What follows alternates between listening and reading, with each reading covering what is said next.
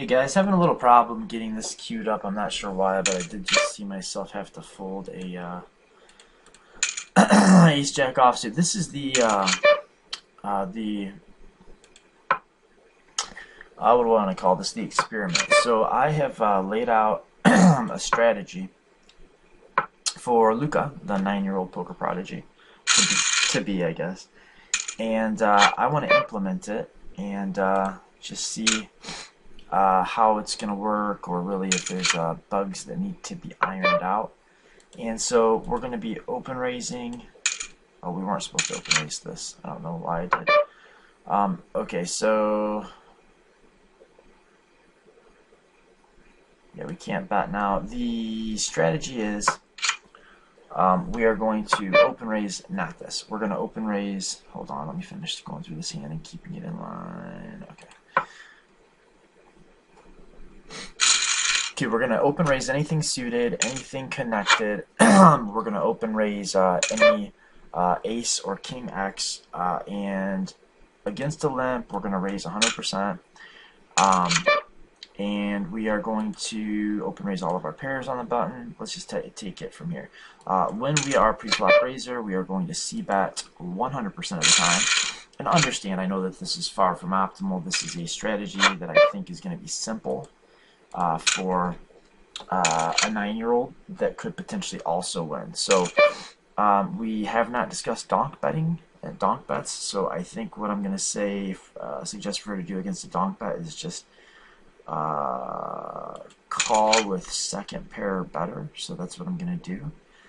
Once we get to the turn, yeah, I'm going to have to kind of revisit this. We did not talk about donk bets, honestly. I don't have a strategy laid out for her.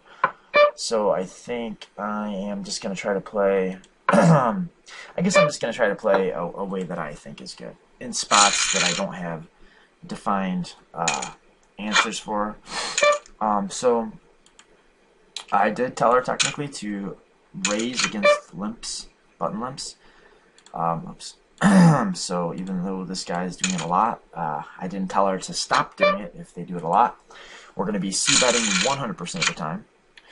And we are going to open raise any cards, any 2 cards 7 or higher, any connected cards, any suited cards, any pairs, any aces. Let's see, 3, 4. Oh, we're just c-betting 100% of the time. We're going to barrel turns whenever we have top pair or better. When we get to the turn and we have a top pair or a draw, and this qualifies as a draw, 3, 4, 5, blank, 7. If she doesn't recognize a gut shot, it's not like the end of the world, right? So we're going to bet all of our draws, whether we picked them up on the flop or picked them up on the turn. And we are going to, then when we get to the river, we're going to bet only top pair or better, and draws, whether they're busted or they came in. So that's pretty much the strategy. Against, like when we're out of position, I'm not going to have her call with anything. So even though I think this would be a call against a min raise, we're going to fold it. She's going to be playing 3-bet or fold. So she's going to be the aggressor in every hand that she plays. I think that's just going to make things simpler for her. This is not these cards are not high enough. They're not suited. They're not connected. So we don't have any Broadway cards. Well, we don't have any paint cards, jacks plus. And the 2 cards together are not high enough. Okay, so King 9 suited is in her 3-bet range, and since it is some cards, it's in her attack versus limper range. And since she bet pre-flop, she's c-betting 100%. And she's going to 3-barrel this run out all the time. When she faces aggression, she is to get it in with top pair or a draw. That's the instruction. So if she bets and gets raised, she's going to pile it in with any draw. Well, any like open-ended straight draw or any. Wow, he thought about that for quite some time. So yeah, it's interesting. I wasn't really expecting to play against somebody that was limping so much, but you know, we're playing for $1, so I guess that's to be expected, and I may have to revise some things. So I'm doing this experiment really to what the hell do you mean this doesn't exist in the lobby? Here we go. Okay, so yeah, like this is why I'm experimenting. I want to just make sure that this could potentially make money or break nearly even while she's getting better at the game, and then we can start talking over bigger concepts. She's got an ace, she's going to raise. She's going 3 times the big blind. Her bet sizing on the flop is going to be... we have not discussed donk betting. Okay, so this is a spot where I'm going to have to be a little bit... I think I'm going to have her do some raising against this kind of stuff and some calling against this kind of stuff. What's a simple way to put it? I guess I'll just tell her, if the bet is tiny, do whatever you would have done had they not bet. So we're going to treat small, tiny bets as checks. I think that would be the easiest for her to understand. So now we have top pair or better on the turn. We will be barreling. Half pot, click it over. 1 is her bet sizing. And again, when we get to the river, we'll be betting again with any top pair or better and our busted draws. That's our betting range on rivers. We have a limp, so we do pop it up. It's weird that we're seeing so many limps. So as pre-flop aggressor, we are... Okay, now we get to the turn here. We have no top pair. We have no draw. We just shut down. We get to the turn. Now we get to the river, and we don't have top pair, and we don't have a busted draw or a made draw, so we're checking. And with the hands that she's going to get to on the river, that well, we haven't talked about that yet, so let's just stick with what we do now. We're 3xing this ace. Not a great flop for our hand, but we're going to see about it because I'm not going to talk to her about equity distributions and whatnot. Okay, and she has not asked me about gut shot draws on the turn, so I'm not going to tell her. I'm going to tell her to bet her draws. If she doesn't see it, then she won't bet it, and if she does see it, maybe she will bet it, and I think that's fine. So that'll kind of keep it to where maybe she's betting some of the time with her gut shots, barreling some of the time with her gut shots, and she's not barreling some of the time with her gut shots, which is probably, probably good. When facing a donk bet, we're just going to look at, I think, if it's a small donk bet on any street, we're going to do whatever we've done had the donk bet not occurred. And if it is a big donk bet, we are probably going to continue a second pair or better, or a draw. And again, no, with our draws, if we face aggression, we're to pile it in. So yeah, even in this spot, if she had a draw according to her rules that I'm giving her, when he donks, she's just going to pile it in with her draws. If facing any aggression, that's the instructions that she's going to get. I want to keep this as simple as possible while still giving her a chance to break or maybe even profit. And certainly, if she plays this little system, eventually she's going to start to pick up on things, and if she can break almost even and lose at a slow pace, then she can start to learn. Okay, so we're going to check that, or we're going to look at that as if it were a check, and we're just going to bet because we were pre-flop raiser. Okay, here we are on the turn. Yep, and we get a check. The bet sizing is half pot. Click over 1.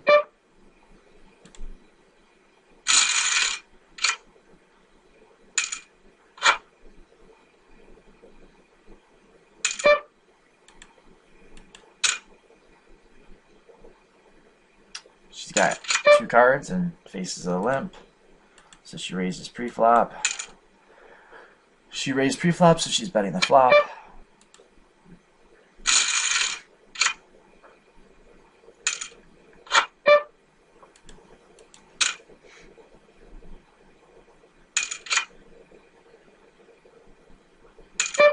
She's got a Broadway card, and this is going to have her opening some weird stuff. But okay, now, anyway, so she faces a big bet, so now she's going to continue with second pair or better and pile it in with a draw. She has top pair, so she's just going to call, which is what we're going to be doing against big bets with our top pairs and other situations. And we face another bet, but we still have top pair, so she's going to call. And now we no longer have top pair, so we would have folded here. The strategy that she's given is to fold here if she faces a bet.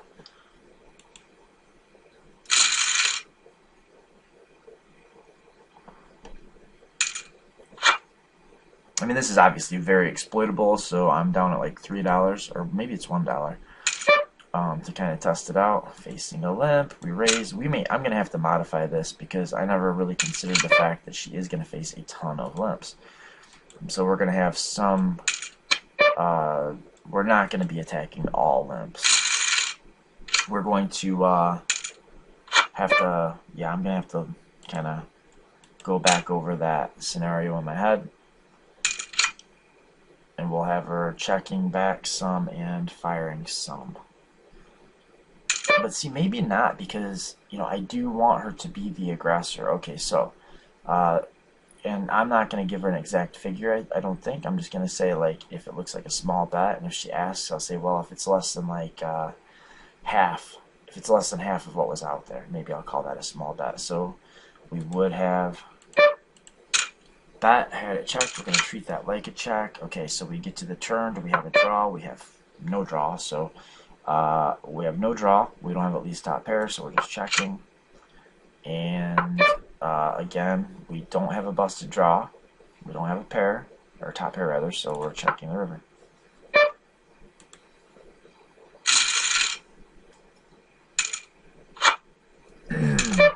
Okay.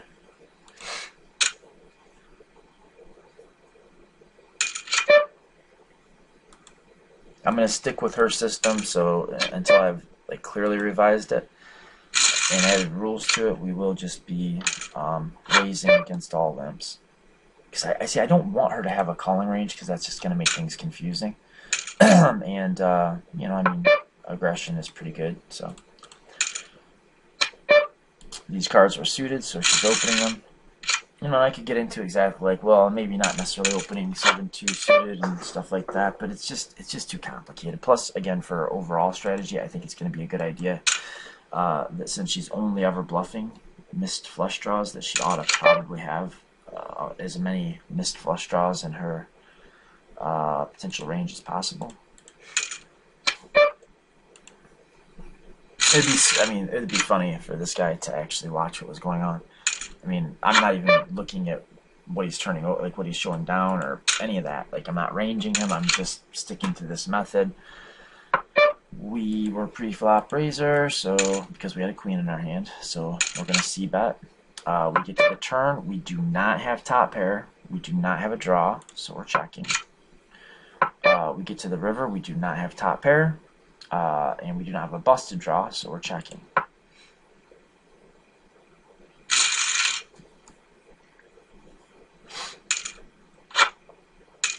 Facing a limp, we're going to make a raise. Yeah, and just that might just be better than trying to break out some hand chart for attacking limps, like ISOing button limps or not. You know, because then we're going to have to talk about what if you're not the pre-flop aggressor, and I don't think it's going to make that much difference to where it's going to be like, yeah, and plus that'll have her, I mean, bluffing, I don't know. It's just, I think it's going to be too complicated to give her, it's not going to be worth the EV that she'll gain by understanding she shouldn't be attacking all limps if the guy limps all the time, to have to explain to her an entire strategy. What am I doing? For when she is pre-flop caller. So, although I guess we could just do it exactly the same and just pretend like she is pre-flop raiser regardless of whether she just called or not. But I mean, if we're going to be using the c-bet, okay, so do we have a draw? No. Do we have top pair? No. We check. We shut down. And then we just fold. yeah, I lost my train of thought. Now, the other thing is if she has checked at some point in the hand, and she faces a bet, she is to call one street with one pair, two streets with second pair, and of course, three streets with top pair, or better.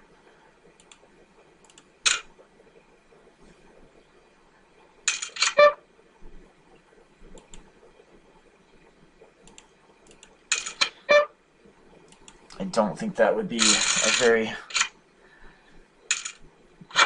difficult. Yeah, I guess I'm just gonna have to think about two when the blinds escalate. Am I gonna keep her at 3x? Yeah, I guess I am. I'm just gonna keep her 3 times the big blind, and she is. I'm gonna try to explain to her that when she is at a depth, like when she's got probably 20 big blinds or less, just to move all in with whatever hands she's gonna play.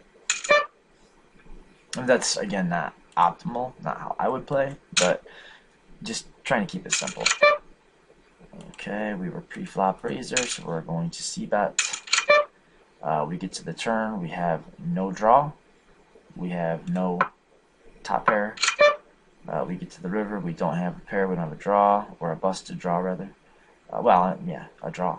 She's betting all her draws, busted, or if they get there, or if they don't. But in this case, she will be checking and folding, hoping to win a showdown when they check back.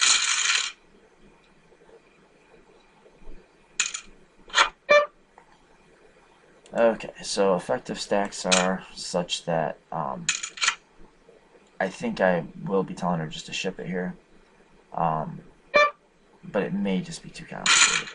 Okay, so now we don't have a pair, we don't have a draw, so we just fold.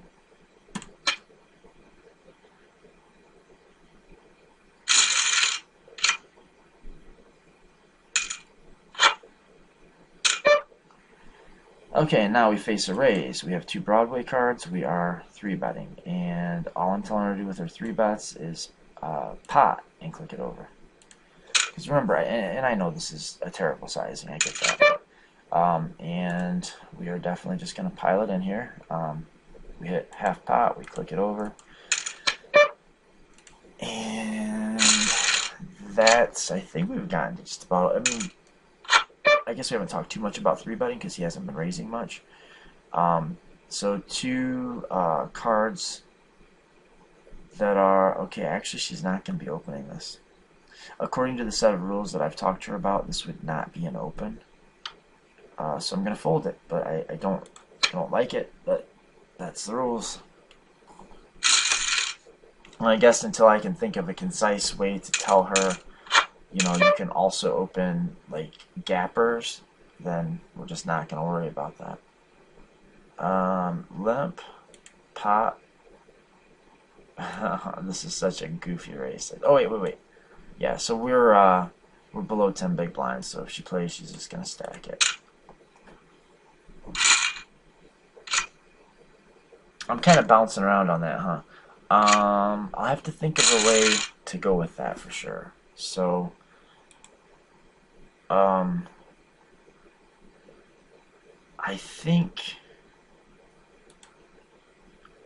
think I've said 10 big blinds, and I've said 20 big blinds, and I've said just forget it, 3x. And I think what we'll do is we'll go with the rule that you're going to stick with that 3xing until you get to 10 big blinds. If you're down, so if we're at 10 big blinds effective, then, and hopefully I can get that drilled into her head. If not, I don't think it's going to be a big mistake. To, you know, not worry so much about whether it's 10 big blinds effective or if she has 10 big blinds, because it will only come up when she's really crushing her opponent. So, he's time banking. So you know what, I want to check and see where are we at with time here. 20 minutes on this. Okay, I'm going to stop it here and pick up in the second edition.